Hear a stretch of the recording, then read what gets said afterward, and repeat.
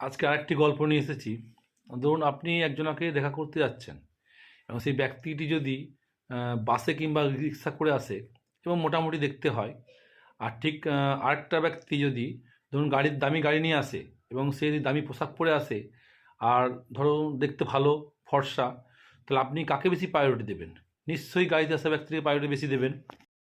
আসলে এর পিছনে কারণ হলো হ্যালো ইফেক্ট। আর এই হ্যালো ইফেক্টের চশমা লাগিয়ে অধিকাংশ মানুষই আমরা অধিকাংশ মানুষই কিন্তু এই চশমা লাগিয়ে ঘুরে বেড়াই। আর এই নজরে আমরা পুরো দুনিয়াটাকে দেখি। আর এই হ্যালো ইফেক্টের কারণেই আমরা মানুষের একদিক দেখেই তার পুরো পার্সোনালিটি বিচার করে ফেলি। আর এই কারণের জন্যই দেখবেন যারা বেশি সুন্দর, ফর্সা, তাদেরকে দেখে মনে হয় তারা বেশি দয়ালু এবং ইন্টেলিজেন্ট হয়। আর এই কারণে বেশি ফর্সা সুন্দরী মেয়েরা যে কোনো হাই পে জব খুব সহজে কিন্তু তারা পেয়ে যায়, অন্যদের তুলনায়। কিন্তু রিলেশনশিপেও কিন্তু এই হ্যালো ইফেক্ট দেখা যায়। প্রথম দেখে তার রূপ ও রঙের জন্য বা তার দেখতে ভালোর জন্য তার সব কিছুটা খুব ভালো লাগে, ভীষণ ভালো লাগে। সে তার যেমনই সে ব্যবহার করুক, যেমনই যা করুক, তার সব কিছুটা কিন্তু খুব ভালো লাগে। কিন্তু এর আসল রূপ দেখা যায় কখন না, বিয়ের পর। বিয়ের পর সে আসল রূপটা বোঝা যায়।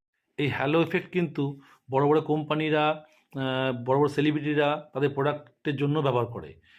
এই কগনিটিভ ভাইবস আপনার মনটাকে ওই জায়গায় স্থির করে দেয়, যাতে আপনি অন্য কোনো দিকে চিন্তা ভাবনা করতে না পারেন। ওই জন্যই সবাই বলে, দেখবেন, দেখানোর পর না গিয়ে নিজে বুদ্ধি লাগিয়ে সব কাজ করুন। কোনো মানুষের একদিক দেখে কোনোদিন বিচার করবেন না।